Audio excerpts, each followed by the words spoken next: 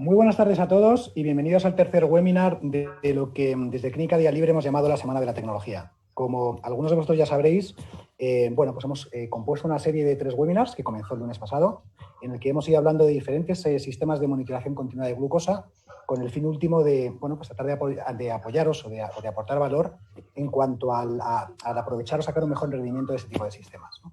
Hoy, para hablar del Guardian Sensor 3, que es el sistema del que vamos a hablar, contamos con 2 cracks que veis en pantallas ahora mismo, que es Elisa Santa Cruz, la endocrino de Clínica Día Libre, que la podéis conocer ya de webinars anteriores, pero aquí la tenemos. ¿Qué tal, Elisa? Buenas tardes. ¿Cómo estás? Muy bien, encantada de estar hoy también con vosotros.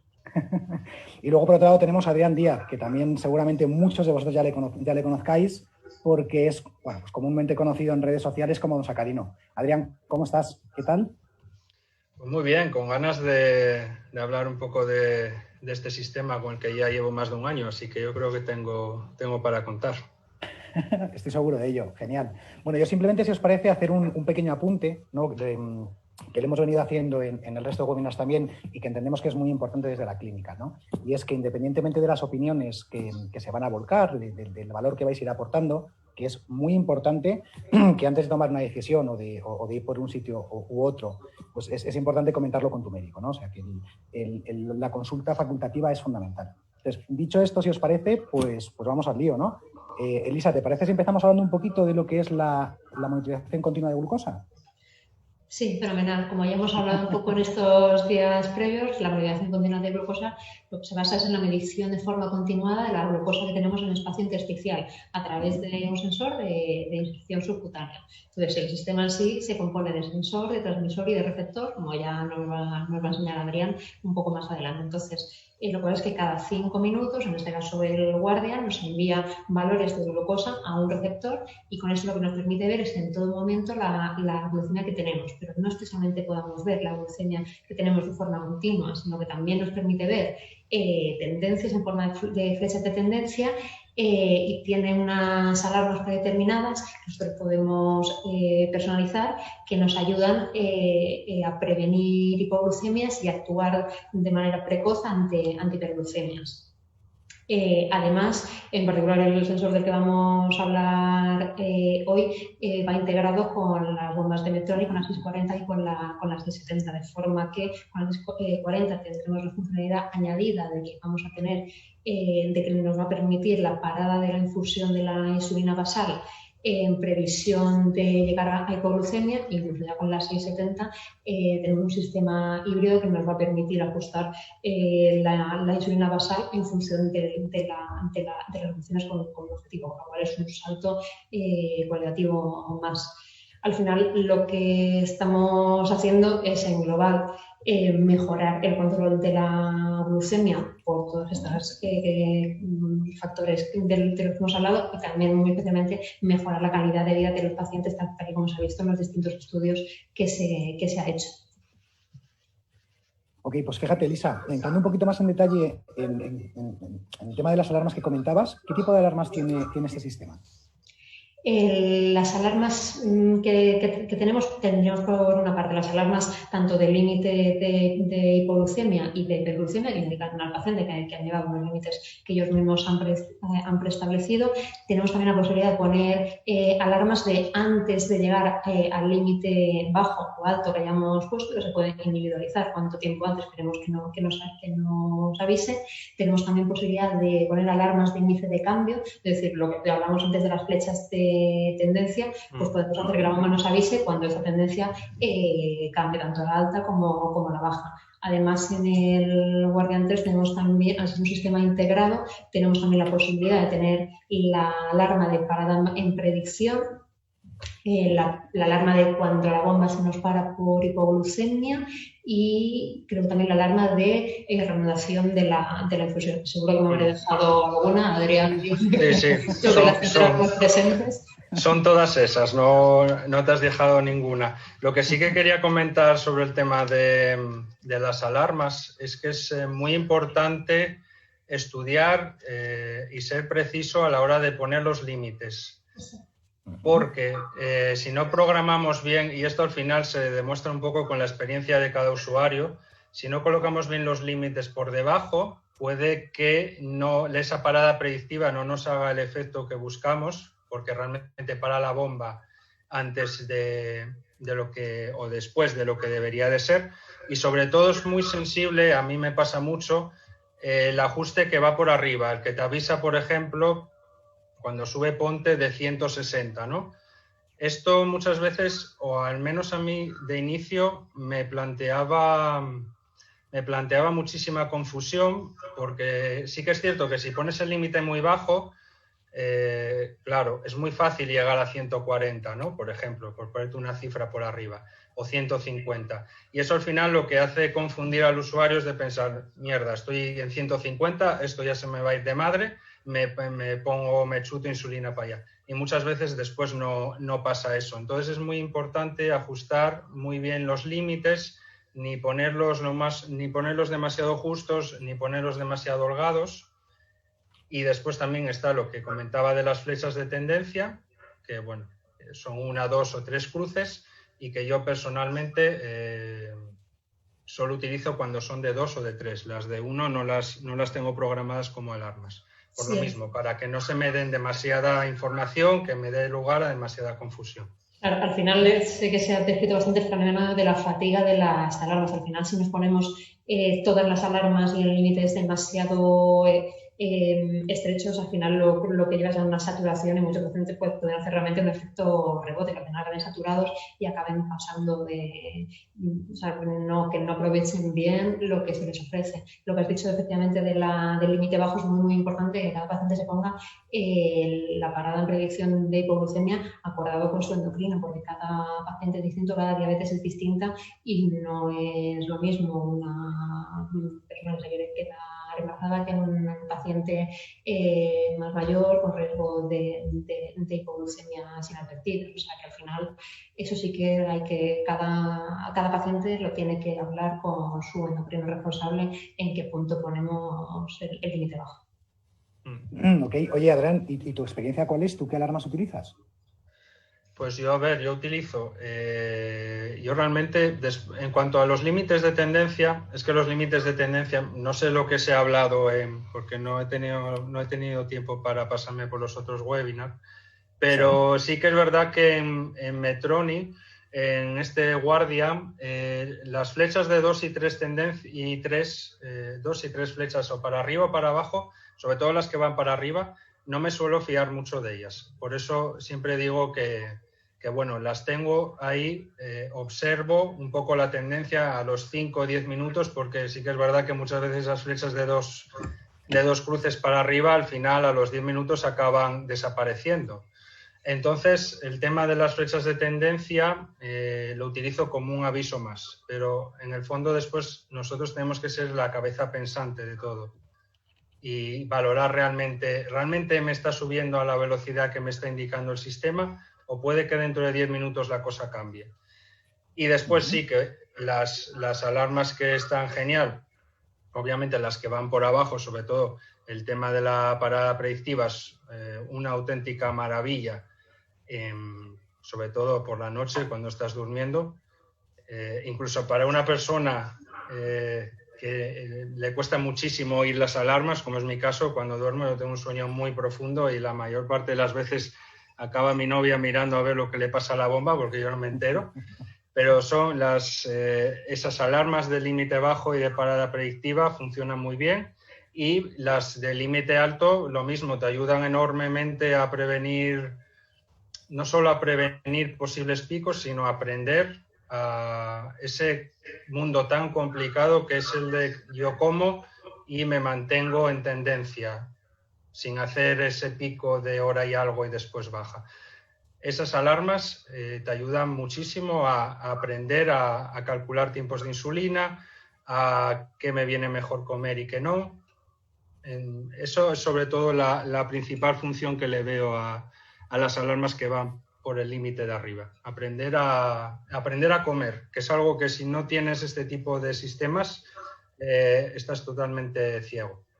Sí, eso lo comentábamos también ayer y antes de ayer, cómo el pasar de haber estado con múltiples dosis con control de glucemia capilar a pasar a una monitorización continua de glucosa, como los pacientes ven cuando vemos la primera descarga, que es lo que pasa efectivamente cuando hacen una comida grasa.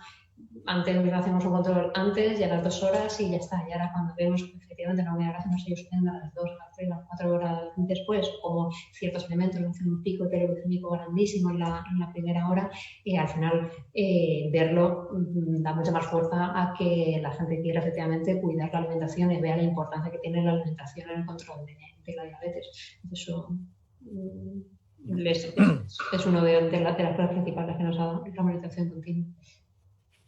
Oye, fijaros, como sabéis, están ahora mismo bueno, además aprovechamos para saludarles, ¿no? Pues los followers tanto de la fanpage de Facebook de la clínica como los de la página de Don Sacarino, pues están conectados, viendo el webinar y demás, y están realizando preguntas en tiempo real, ¿no? Que además, como hemos venido haciendo en el resto de webinars, os animamos a que cualquier duda, cualquier consulta que tengáis, nos la digáis y así podemos tratar sobre ello, ¿no?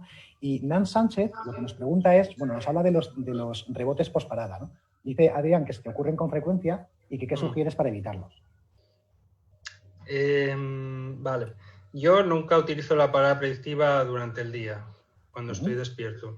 Prefiero manejármela yo. Me resulta mucho más cómodo. Pero me imagino que se referirá sobre todo a los de la noche. Y a mí me pasa algo, es lo que más me gusta de este sistema, que es que yo desde hace 1 año y medio, que es desde el momento que vengo utilizando este sistema, por un lado llevo la cena, meto muy poco hidrato de carbono, tengo una distribución diferente según el momento del día, pero por la noche no meto prácticamente nada de hidrato de carbono, y esto junto con la parada predictiva de la bomba me ha ayudado, y no me estoy tirando ningún farol, a que en este 1 año y medio no haya tenido ninguna hipoglucemia menor de 60. Y no es broma, ¿eh? O sea, la capacidad que tiene la parada predictiva de solventar una hipoglucemia cuando no hay insulina activa de las comidas, o cuando no tienes que irte a dormir con una hipoglucemia y decir igual me he pasado, igual no, o me tengo que corregir antes de dormir.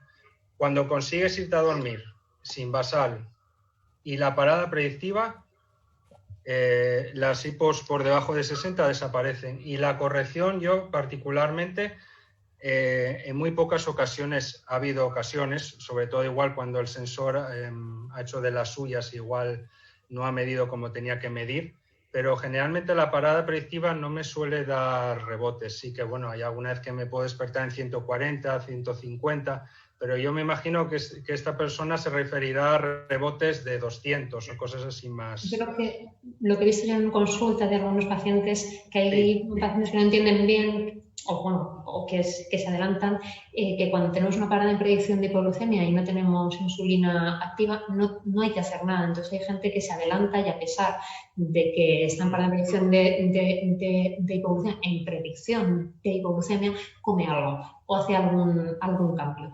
Entonces, cuando eso pasa es cuando realmente luego tenemos un gran rebote. Y eso sí que es muy, muy importante cuando empezamos con ese sistema, de entender que si la parada es en predicción de hipoglucemia y no tenemos insulina activa, es decir, no nos acabamos de poner un bolo de insulina rápida inmediatamente antes, no deberíamos hacer nada, porque la bomba debería ser capaz de frenar esa hipoglucemia y de que no aparezca, y de reanudarse en el momento indicado para reanudarse en normoglucemia y que no haya un rebote. Si eso no llega a pasar, hay veces que también hay que modificar un poco los parámetros, porque a lo mejor el parámetro que tiene puesto del límite bajo habría que modificarlo.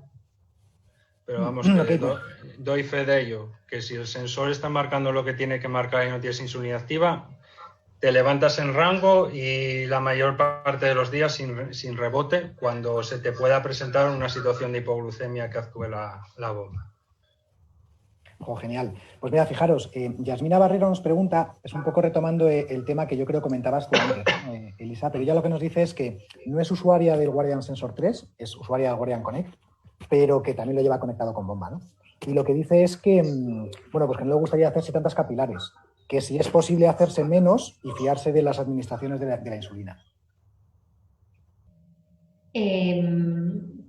que si es posible hacerse menos glucemias capilares. Lo que veníamos hablando anteriormente es que sobre todo las glucemias capilares hay que hacerlas en momentos en los que no nos terminamos de fiar bien de lo que nos está diciendo el sensor. Ante hipoglucemias en las que ante que el sensor nos marque que estamos en hipoglucemia, cuando nosotros realmente nos encontramos bien, pues hay que hacer una glucemia capilar para comprobar que efectivamente esa hipoglucemia es real.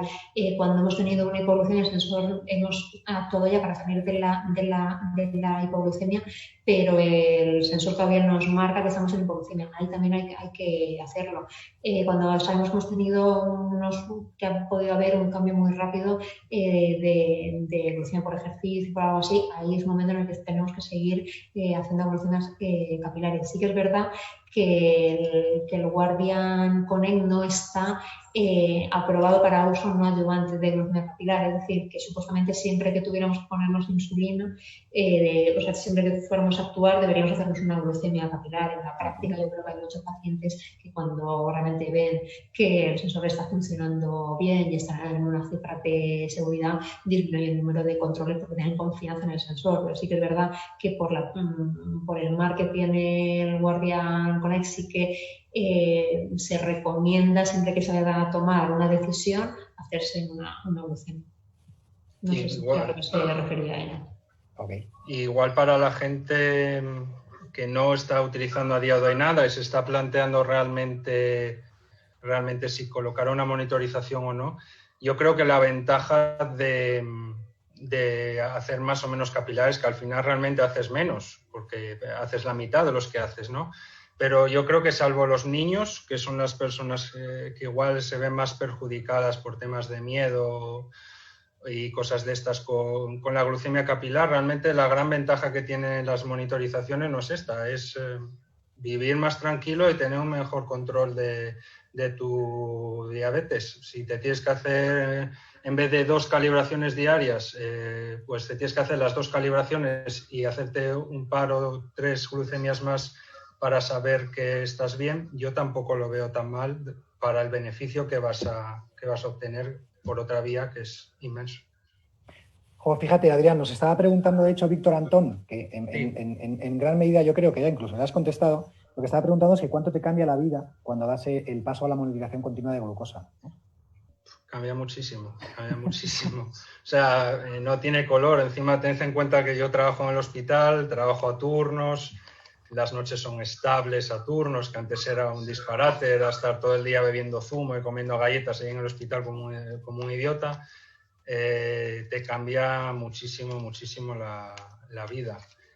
Tiene su periodo de aprendizaje, ¿no? Porque yo creo que al final casi todos los usuarios de monitorización pasan por una fase de obsesiva compulsiva, donde vives única y exclusivamente para el puñetero sensor y tienes que pasar esa fase. Es una fase que crea muchísima ansiedad. Yo creo que ya la he superado, diría que yo ya la he superado, pero es una fase que está ahí, en la que estás continuamente, en la que te hiperexiges muchísimo, sobre todo en eso que comentaba del tema de estar estable en las horas entre comidas interpandriales y todo esto, como que te exiges muchísimo más, ¿no? Cuando pasas esa etapa igual un poco obsesiva compulsiva, que es igual la parte fea que le veo a las monitorizaciones, que hay gente que se obsesiona demasiado con ellas, no hay color, o sea, no hay color.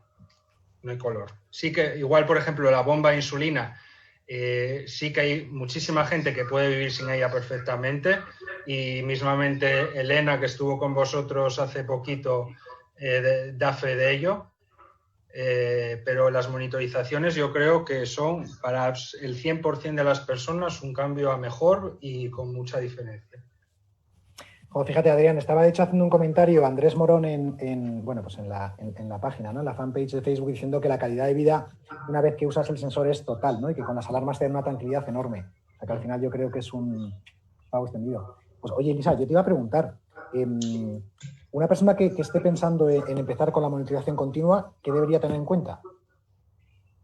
Sí, se lo está pensando, que lo comenté ayer ya, que se lo deje de pensar y desde luego es una posibilidad que lo haga. Es verdad que ahora mismo estamos en un momento muy bueno porque verdad que uno de las principales limitaciones era un poco el precio. Ahora mismo desde Seguridad Social en todos los pacientes con diabetes se están empezando a financiar. Yo creo que de aquí a unos meses, años, deberían estar todos los pacientes diabéticos tipo 1 con un sensor, eso seguro. Lo que se tiene que plantear es que puede ser un muy buen momento para hacer un cambio en el control de su diabetes. Es decir, la diabetes renal es una enfermedad crónica que puede pasar por muchas fases y que hay personas que pueden haber estado con un mal control durante un tiempo y que pueden aprovechar muy, muy bien el colocarse el sensor para realmente tomar las riendas de su diabetes, empezar a hacer bien las cosas, dejar a fijarse en cómo le están afectando las distintas circunstancias de su vida, la alimentación, el ejercicio, los estados de ánimo, todo, sacarle el máximo provecho al sensor,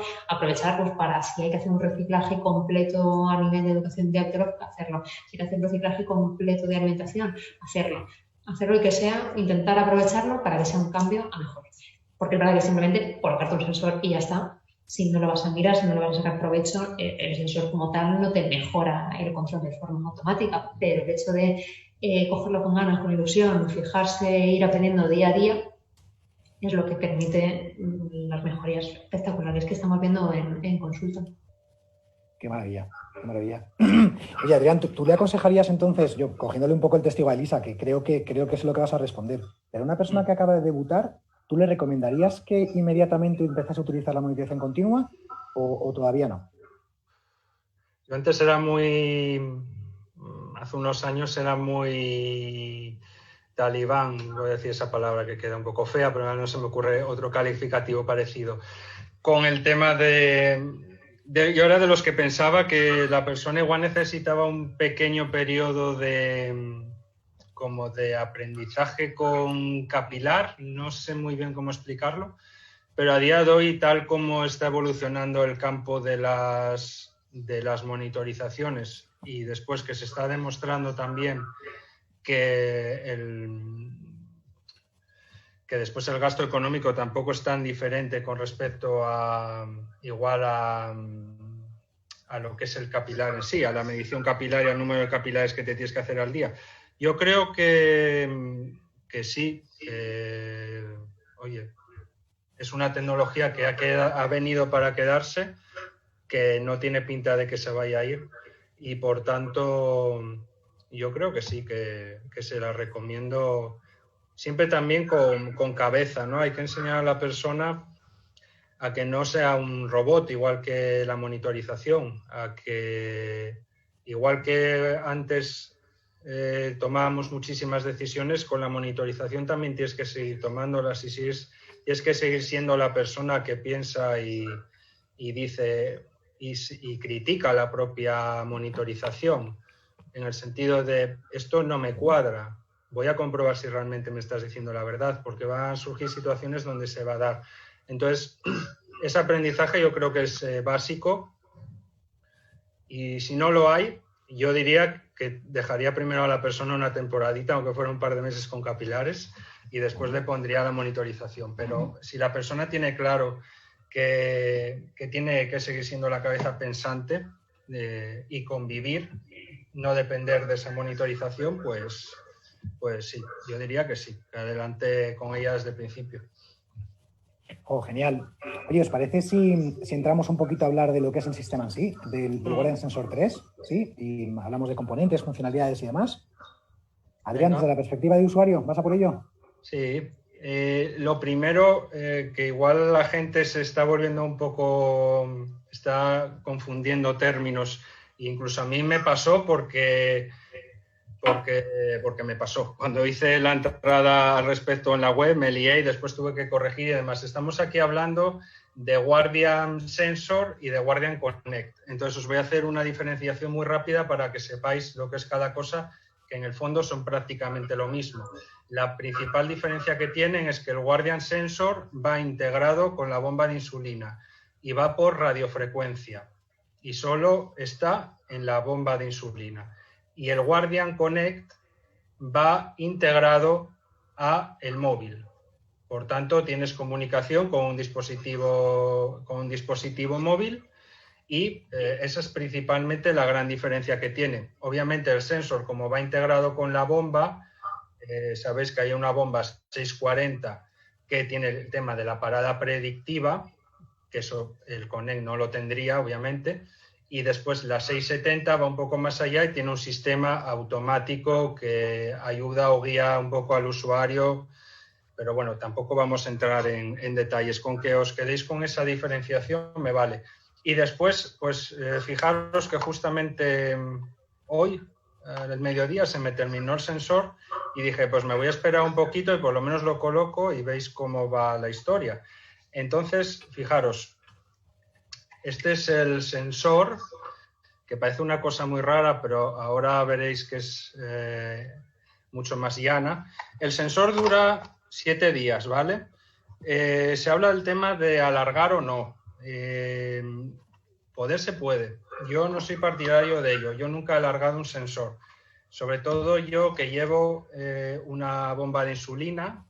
No sé lo que opina Elisa, pero a mí me daría un poco de miedo con la bomba andar alargando y haciendo el canelo. Totalmente, al final los estudios han hecho para el tiempo que se dice y además es que es que es un sensor integrado con una bomba que va a tomar decisiones en función de algoritmos que están en base a lo que mide el sensor, con lo cual es una cosa muy importante como para intentar alargar un poquito. Exacto. Y después, se puede colocar actualmente este modelo, que es el Guardian Sensor 3, se puede colocar a nivel de abdomen y también se aprobó para su colocación en el brazo. Personalmente es más cómodo el brazo con diferencia, porque al final el usuario de bomba quiere tener libre todo su abdomen, entre otras zonas, pero es más raro ver un usuario que utilice la bomba de insulina en la parte posterior del brazo, ¿no? Entonces, más o menos las diferencias de precisión, por así decirlo, se dice que el brazo tiene un pelín más de precisión. Yo alguna vez lo probé también en el abdomen, no he notado esa diferencia de precisión. Y sí es verdad que una vez lo probé en el muslo y me hizo tal sangría que dije una y no más. Así que no tengo experiencia en el muslo. Aquí va acoplado, ¿vale? Es que, claro, hay momentos que no vais a poder ver por el tema de la cámara. Aquí va acoplado el sensor, tiene unas pestañitas, nosotros lo apoyamos sobre la mesa y las quitamos. Y aquí viene el problema del asunto y una de las cosas que no me gusta de esta monitorización es su colocación. La veo muy engorrosa. La veo muy engorrosa no tanto en el abdomen, porque tienes las dos manos para maniobrar, pero sí la veo engorrosa en el brazo y vais a ver por qué. Aquí hay una huella, en la parte de aquí hay una huella, la huella la ponemos hacia arriba. Teóricamente, a ver, espera, que me voy a mover un poco. Teóricamente se dice que hay que buscar una zona un poco con grasilla, aunque después muchos usuarios dicen que pinchan donde les da y les va bien. Apoyas, ¿vale? Y le das a los botones y perfecto, se ha colocado. Muy bien.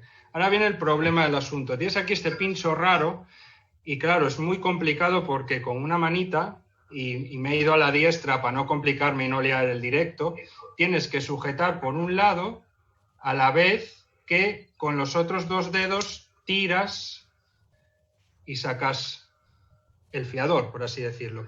Esta maniobra, aunque parezca que no, cuesta un poco al principio. Entonces yo le diría a la persona que empieza con este sistema que primero empiece en el abdomen, que incluso aprenda a una persona que le pueda ayudar para colocarlo y cuando ya tenga una cierta experiencia se lance a trabajar ella sola. Después está el tema de las pegatinas que lleva el propio sensor. Más de lo mismo, esto es súper complicado de colocar y que te quede perfecto en una mano por el tema de que solo tienes una mano para maniobrar, ¿no? A mí muchas veces me ayuda mi novia en este punto. Eso en cuanto al sensor. Después tenemos el transmisor. El sensor, ya os dije que dura 7 días. El transmisor es la parte que dura y dura, teóricamente. Es esta conchita que veis aquí, que se mete en esta base a cargar. Carga en media hora. Te dura los 7 días perfectamente, pero llega un poquito justo. Por eso también decía que el tema de alargar me parece un poco tontería, porque después, si se te agota la batería del transmisor, pues tienes que acabar quitándotelo también.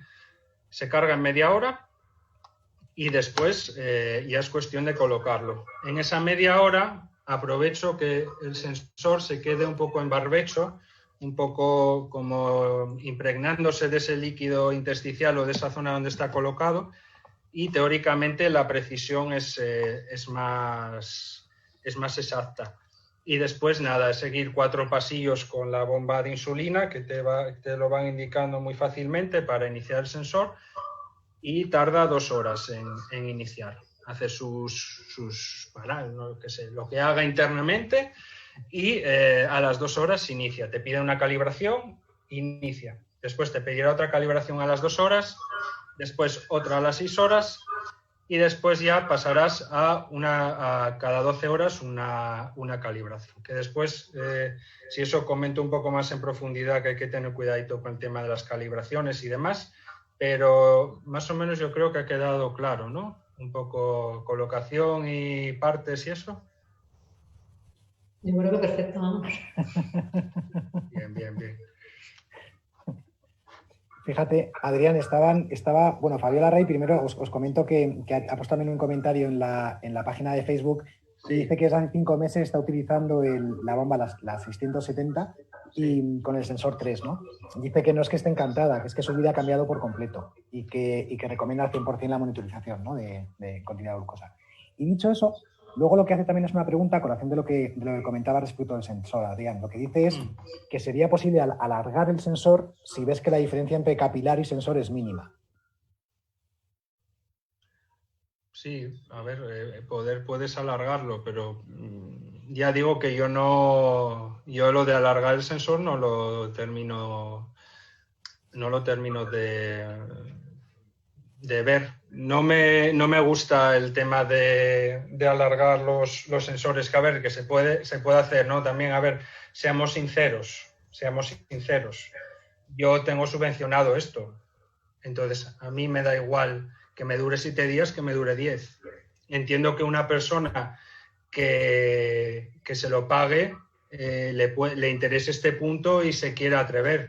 Yo inicialmente no recomendaría, sobre todo la gente que vaya asociado con una bomba. Y en particular con la 670. Y bueno, y eso ya ni te cuento, porque ten en cuenta que la 670 va en una parte muy importante automatizada, por lo cual si el sensor no está marcando lo que está marcando, puedes hacer unas escabechinas increíbles. Entonces, ya después un poco según la persona. Yo lo único que puedo hacer es recomendar bajo mi opinión y mi experiencia. Más allá de ahí. Vale, pues bueno, fíjate, luego también pregunta Gema Servando. Dice que la duración de 7 días no es muy frecuente en su caso, ¿no? Que la pérdida de conexión y entre estar buscando la bomba con el transmisor, pues que le gasta la batería en aproximadamente 4 días, ¿no? Y pone una carita de pena, de hecho, en el comentario. Dice que si hay algún consejo para conseguir que dure más, ¿no? Que dure los 7 días. No sé si... Yo tengo uno muy sencillo, es llamar a Metroni y decirle, mi transmisor no va bien. Yo iba a decirle exactamente lo mismo, la verdad. Vale. Que no es lo habitual y que debería solucionárselo desde la casa. Vale, o sea que lo lógico es pensar que es directamente, Gema, de un tema de transmisor y no es algo generalizado, ¿no? Vale, muchas veces que la gente piensa que le van mal los sensores, cuando en realidad lo que le va mal es el transmisor.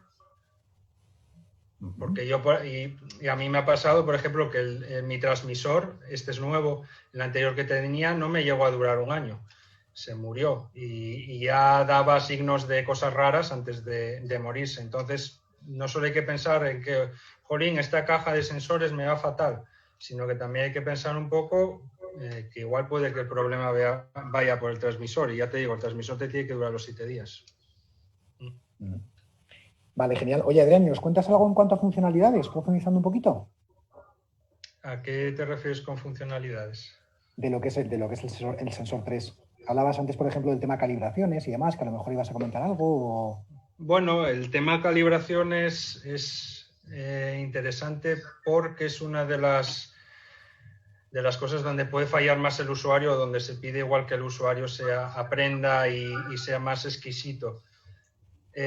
Ya dije que el sistema pide una calibración de inicio, después a las 2 horas, después a las 6 horas y después ya pasa cada 12 días, o sea, cada 12 días, cada 12 horas hasta que se termina la funcionalidad de ese sensor.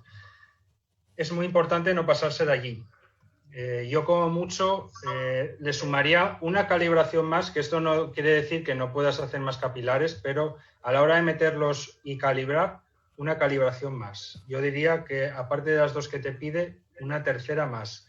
Siempre hay que calibrar en situación de normalidad glucémica, sin flechas ni tendencias hacia arriba, tampoco sin mucha insulina activa, tampoco cuando estamos en hipoglucemia. Tampoco se le ocurra a nadie ponerse a calibrar cuando el sensor pierda la señal. O, por ejemplo, si no admite un capilar, estas son cosas que después el usuario va descubriendo, ¿no? Porque son cosillas que... esas alarmas que igual nos gusta incluso menos ver que la alarma de la hipoglucemia. Si igual no acepta una glucemia capilar porque su cifra de capilar excede desorbitadamente a la que considera el sensor y el sensor se hace un poco la pecho un lío, te pide que esperes 15 minutos antes de volver a calibrar. Como se te ocurra meter una calibración más, te cargas el sensor.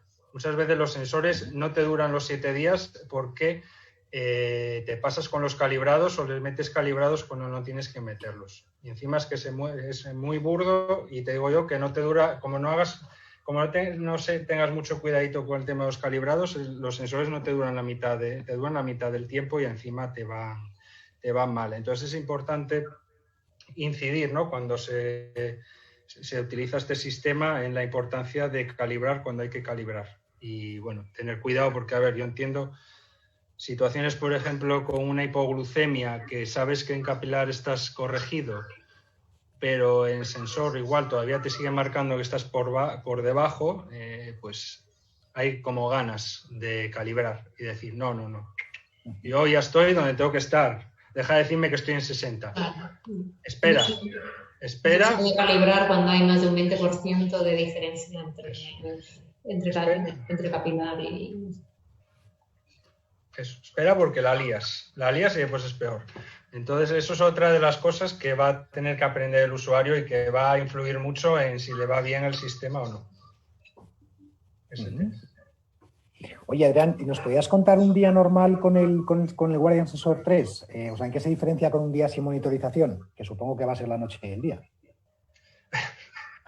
Pues el día comienza, muchas veces me pasa, porque, y fijaos hasta qué punto confío por la noche en el sistema, porque sobre todo por la noche es cuando mejor me va y es lo que más agradezco con diferencia al sistema. Muchas veces me despierto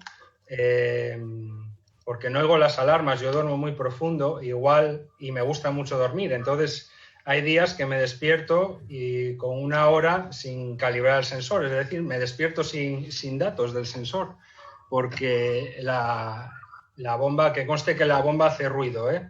Otra cosa es que yo tengo un sueño muy profundo y no la oiga, pero que no es un sonido de un jilguero, que se oye bien. Pero yo muchas veces me despierto eso, pero bueno, me despierto en rangos. Lo que quiero decir es que me despierto generalmente en rango, me despierto sin tener que hacerme un capilar, porque más o menos yo sé cuando me pongo un sensor si el primer día se lo doy de margen. Si el segundo día me va bien, inclusive el primero, yo sabiendo lo que tengo que hacer, me fío el resto de días del sensor. Ahora bien, si el sensor el segundo día hace cosas raras, ya tengo el ojo un poco más puesto, pero no suele ser tampoco lo normal. Entonces yo, sobre todo eso, ¿no? La tranquilidad de despertarte, de saber que la mayor parte del tiempo vas a estar en normoglucemia. Da igual que te despiertes a las 6 de la mañana para trabajar, que te despiertes a las 12 del mediodía, que te despiertes a las 3 de la tarde porque estás de saliente de noche. Y después, claro, el tema de hacerte muchísimos menos capilares, el tema también de aprender a no estar mirando la bomba, solo mirar la bomba cuando te pita, no pasa nada, no hace falta estar mirando la bomba, si no pitas que todo está bien. Es ese punto de obsesión que llegamos a tener algunos, ay, a ver si está ahí a punto. No mires la bomba. No mires la bomba porque no hace falta. Mientras la bomba no te diga nada, no tienes necesidad de mirar para ella. Eso yo creo que es fundamental. Y después es eso, que te facilita muchísimas cosas, pues te facilita mucho el tema del gimnasio, por ejemplo, con la ayuda de la bomba, te facilita muchísimo los turnos, aunque a mí personalmente yo creo que el tema de turnos en el hospital, en ese punto en concreto me hace mucho más peso la bomba por el tema de programar basales temporales que la monitorización, pero por supuesto ayuda. El hecho de poder estar trabajando en un hospital, ¿no?, con el nivel de tener que estar centrado siempre, ¿no?, en lo que estás haciendo, sin tener que estar con el comedero de cabeza por detrás de cómo estaré, pues si no me pita la bomba es que estoy bien. Y pues no sé, ¿qué más? La verdad, poco más. Yo creo que es eso, facilitarte la vida, y una vez que sales de esa etapa obsesiva que le llega a la mayoría de la gente, vivir mucho más desconectado de la diabetes. Que es lo que todos queremos. Que no es poco, ¿no? Claro. Pues fíjate, nos está preguntando Mireia Ward, nos dice que hace solo un mes que lleva el sensor y la bomba. Y bueno, ya dice que le han dicho que puede meterse en la playa con todo el equipo, ¿no? Pero pregunta si tú te has atrevido a hacerlo, si lo has hecho alguna vez o si lo haces. Justamente hablaba ayer en otro webinar de esto. El tema de la bomba de insulina, obviamente sí, la puedes llevar a la playa. Obviamente hay calores y calores, ¿no? Yo soy de Asturias, no pasamos de los 30, entonces nuestra playa es muy agradecida para la insulina y para la tecnología. Si nos vamos a la Manga de Murcia con 45 a la sombra, llega un momento que no hay sistema de frío que contenga a la bestia que es el sol, ¿no? Pero existen las carteras frío específicas para bomba de insulina, se pueden comprar por Amazon, se pueden comprar por Diabética, y yo personalmente no las tengo, pero la gente habla virguerías de ellas, y si miras comentarios en cualquiera de los dos sitios verás que funciona muy bien. La bomba, obviamente, lo más alejada del sol, lo más protegida. Se dice que en verano es conveniente, pues igual, llevar una riñonera o llevar algún sistema que te permita, hablamos ya de temperaturas, de zonas con temperaturas muy altas, que te permita tenerla un poco alejada de tu cuerpo y que de esta manera no incida tanto el calor, sobre todo a nivel de la insulina que llevas en la bomba. Y otro tema que iba a decir, el tema de las desconexiones con la bomba, que hay mucha gente que dice me desconecto la bomba y me pongo un bolo y estoy en la playa 1 hora y media nadando. Yo no lo veo, sobre todo esto se lo plantean muchos con los niños, y yo no lo veo por el riesgo de hipoglucemia, y bueno, una hipoglucemia en el mar a mí personalmente me da mucho miedo. Entonces yo soy más de desconectar la bomba, meterme 10-15 minutos en el agua, salir, vuelvo a conectarme la bomba, a la 1 hora y media, 2 horas vuelvo. Microbaños. Yo más o menos es lo que puedo decir. Y después la monitorización en sí, no, a no ser que sean temperaturas muy altas, hablo de eso, ¿no? Hay veces que se pone en ciertas zonas de España a 45 grados. A no ser que sean temperaturas así muy altas, no las monitorizaciones aguantan, vaya. Sin problema. Ok, fíjate, la pregunta de Mireia era una doble pregunta. Comentaba esto y luego también lo que te pregunta respecto al tema de los parches. Dice que, bueno, que con respecto al tema de la fijación del sensor en la piel, que si utilizas única exclusivamente los parches que facilita la casa o que si utilizas algún otro sistema también o... Lo de los parches es que es complicado. Es uno de esos campos de la diabetes donde hay que ir un poco a prueba y error, porque es muy complicado recomendar. Yo, por ejemplo, soy una persona que no tiene ningún tipo de ración con nada que se ponga, tengo esa suerte. Tengo entendido que esta monitorización de Metroni, más bien estas pegatinas, ¿no?, con las que fijamos la monitorización, son de las que menos raciones hacen, pero sí que conozco gente que les hace ración. A mí el adhesivo me aguanta bien en la ducha, me aguanta bien cuando voy al gimnasio. También he de decir que yo al gimnasio voy a hacer pesas y corro un poco, no me meto una clase de spinning de lunes a viernes. Entonces, claro, el tema sudor profuso no lo sabría valorar. Lo que sí que recomendaría es un poco prueba y error. Sabemos que tenemos infinidad de material para fijar, bien un poco más general, que se utiliza para otras cosas, pero que se puede apañar para la diabetes, o bien marcas específicas que utilizan sus propias pegatinas, pues, los hay específicas para el free, las hay específicas para si lo digo, para Guardian, las hay universales. Entonces es cuestión un poco de ir a Amazon, de ir a Diabética, lo que antes comentaba, que son así los puntos más importantes de venta de este tipo de cosas, y un poco ver la experiencia del usuario y probar. Es muy difícil dar una recomendación porque en este campo lo que le va bien a uno le va mal al otro. Es algo que siempre pasa. En el tema de las fijaciones y el tema de las raciones y demás es algo que siempre pasa. Entonces es, pues eso, prueba y error. Ir probando hasta que das con lo que mejor te va. Ok. Elisa, yo creo que esto está muy relacionado con lo tuyo, como es lógico. Nos pregunta Óscar Castilla que cuál es el tiempo recomendado para estar en rango entre 70 y 140 para llevar un buen control de la diabetes. El tiempo en rango, cuanto mejor sea, mejor, lógicamente. En general, lo que se recomienda de tiempo en rango para un control bueno general es entre 70 y 180, más de un 70%. Después, cuanto mejor podamos estar sin tener hipoglucemia, sobre todo en personas que no sean colectivos de riesgo, como serían ancianos, personas con hipoglucemia de severidad, pues cuanto más tiempo mejor. Entonces, después de estar el tiempo entre 70 y 180, más del 70%, si podemos estar entre 70 y 160, más de un 70%, pues todavía mejor.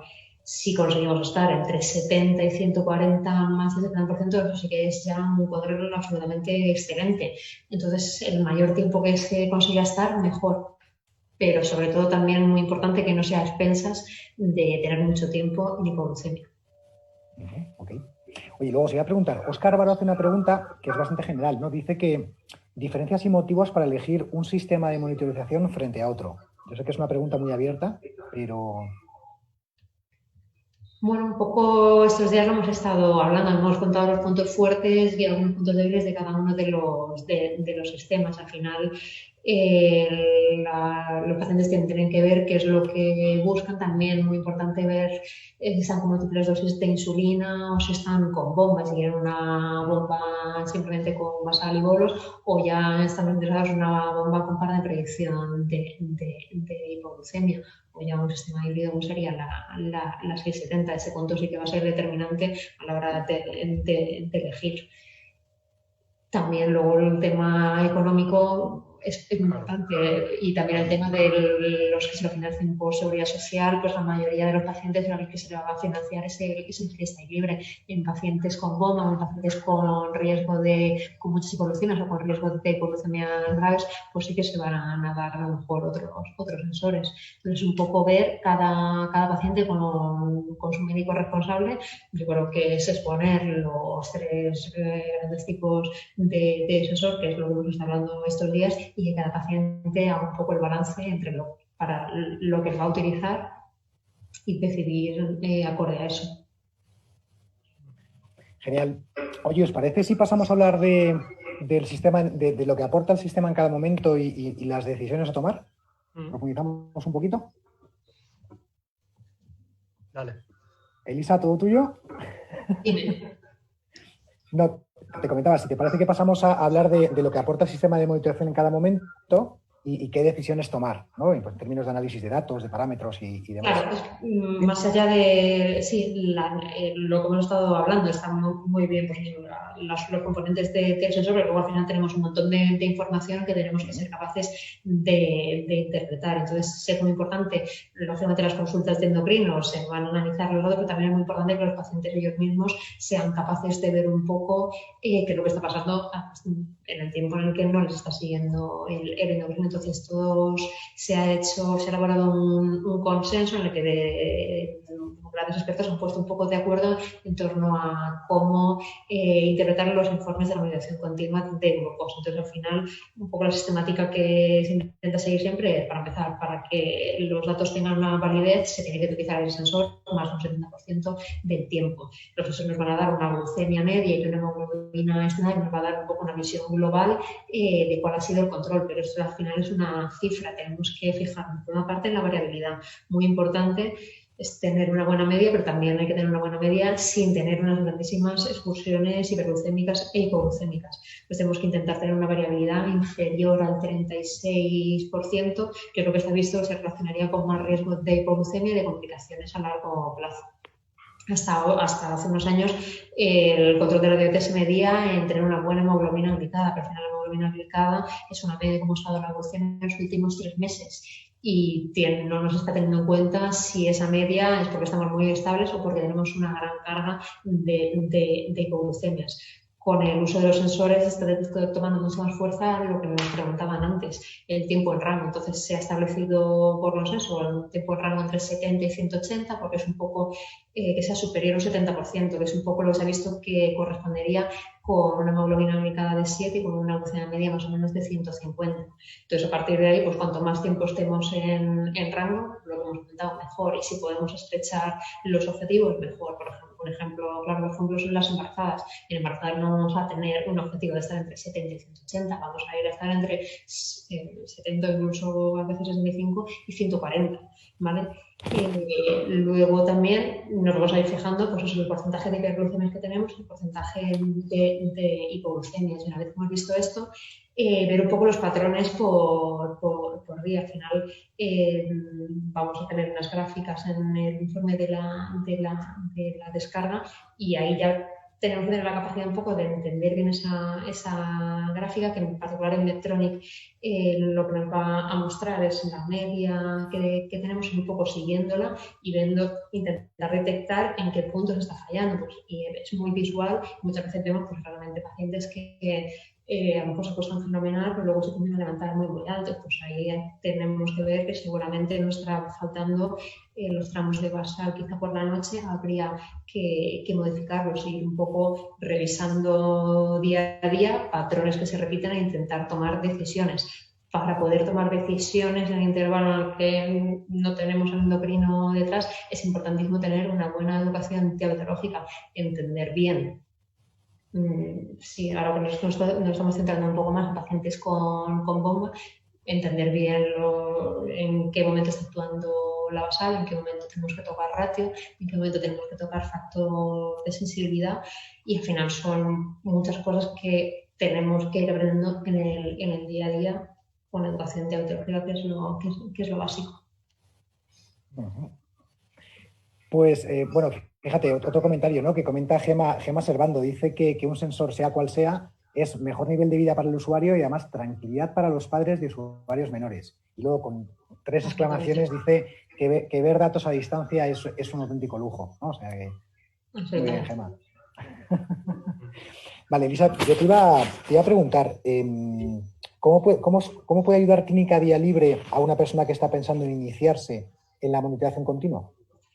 Pues al final, en la Clínica Día Libre lo que intentamos dar es un enfoque un poco multidisciplinar. Intentaremos apoyar desde el punto de vista, yo como endocrina, yo es compañera que tengo en endocrinología pediátrica, un poco sobre el plano, como más las riendas de la diabetes, y es lo que de hecho estamos viendo en la clínica, muchos pacientes que venían con un control regular o incluso malo de muchos años de evolución y dicen, mira, en este momento me acabo de poner el sensor o me quiero poner el sensor ahora y quiero empezar a controlar muy bien mi glucosa. Para eso tenemos que empezar muchas veces prácticamente desde el principio. Pues empezamos desde el principio. Nos vamos a dar cuenta que vamos a necesitar un apoyo de nutrición, cambiar nuestros hábitos. Para eso tenemos que tener una especialista en nutrición, y muchas veces lo necesario que es el apoyo psicológico, y Adrián lo ha dicho muy bien, que incluso, claro, el sensor tiene muchísimas cosas buenas, pero también estamos viendo incluso pacientes que pueden tener, a raíz de empezar con ese órgano, fechas de tendencia, una mayor ansiedad, que no saben gestionar bien, y tener el apoyo psicológico es fundamental. Entonces, lo que intentamos al final es empoderar a los pacientes para justamente lo que has preguntado antes, saber qué decisiones tomar, que ellos sean capaces con nuestra ayuda, y cada vez darles más autonomía para que ellos sean capaces en su día a día. Ok, genial. Pues claro, te había preguntado pero es que has contestado a las dos preguntas que te iba a hacer, Elisa, porque al final te iba a plantear por un lado en cómo se puede ayudar a una persona que está pensando en iniciarse, y luego una persona pues que ya es usuaria de monitorización continua, ¿no? Pero... Sí, en una persona que ya es usuaria, es que hay mucho mundo en la diabetes. Entonces, no simplemente, o sea, el ser usuario de un sensor no significa que ya lo hagamos todo bien y que esté todo perfecto, sino que justamente muchas veces al utilizar el sensor nos surgen muchas más dudas que antes ni nos planteábamos, con lo cual les podemos ayudar, yo creo, en sacar el máximo rendimiento posible a esta herramienta tan útil que tenemos, e intentar tener su diabetes y su vida lo mejor controlada posible.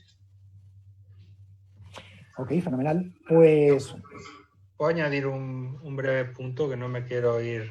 Te lo rogamos encarecidamente. Oye, en la lengua, en relación al tema, a todo esto que estamos hablando, ¿no? De la gente que se inicia y demás, que claro, igual tú te colocas una monitorización y es todo muy, muy bonito, y de repente empiezas a ver que todo no.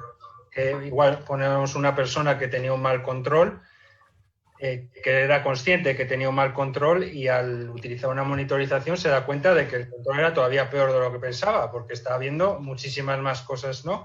Y dice, madre, ¿por dónde empiezo, no? Y no tiene a mano a su endocrina para que le guíe. Yo creo que el primer punto que hay que atajar es el tema de las hipoglucemias. No solo por la gravedad que supone, ¿no? Por esa pérdida de sensibilidad a la larga, por esa complicación aguda tan peligrosa que es, sino también porque creo que son la piedra angular de la variabilidad glucémica. Cuando entras un día en una hipoglucemia, parece una montaña rusa. Como voy para arriba, después creo que voy mucho para arriba, me pongo, voy para abajo. Entonces, lo primero, corregir hipoglucemias. Una vez que más o menos tenemos esas hipoglucemias durante el día más o menos manejadas, lo siguiente sería como, y a las 3 horas llego en rango. No me preocupo tampoco de la curva que haga la gráfica, solo de que llego en rango. Y una vez que aprendes más o menos a llegar en rango en las comidas, ya es cuando te puedes meter a hacer que esa curva no haga tanto pico y sea lo más plana, y que durante esas 2 o 3 horas que está la comida y funcionando, sobre todo la primera hora y media, 2 horas, sea la curva lo más plana posible, ¿no? Pero más o menos esa podría ser un poco la secuencia a seguir para la gente que inicia desde un control malo, que digamos que tiene que rehacer un poco todo de cero. Qué bueno. Elisa, ¿querías añadir algo? No, me parece... Ah, ok, porque no sabía si... Perfecto. Pues yo os iba a decir, salvo que alguno de las personas que está detrás de la cámara quiera que les resolvamos una pregunta ahora mismo en tiempo real, yo creo que hasta aquí hemos llegado, y no solo con este webinar, sino también con la serie de webinars que teníamos planteadas para la Semana de la Tecnología, ¿no? Entonces, bueno, lo primero, agradeceros a los dos, ¿no? las aportaciones y el planteamiento. Y luego, pues agradecer también a las personas que nos han estado viendo, ¿no? Tanto hoy como los días anteriores. Yo sí me gustaría comentaros que al final el fin último de la clínica Día Libre es pues, apoyaros a tomar el control de la diabetes, ¿no? Y ayudaros también a llevar una vida plena. Y en aras de conseguirlo, bueno, pues lo que la clínica, el equipo de la clínica, Elisa incluida, como es lógico, ha decidido es ofrecer una consulta gratuita con una duración de 20 minutos. Bueno, podéis ver luego condiciones y demás y tal.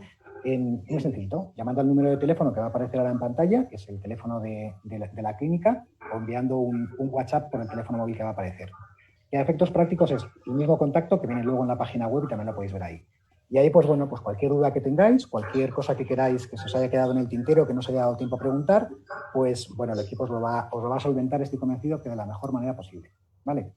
Y dicho esto, pues agradeceros de nuevo y nos vemos pronto. Nada, vosotros. ¿Vale? Por contar conmigo y con Elisa. Muchas gracias. Hasta ahora.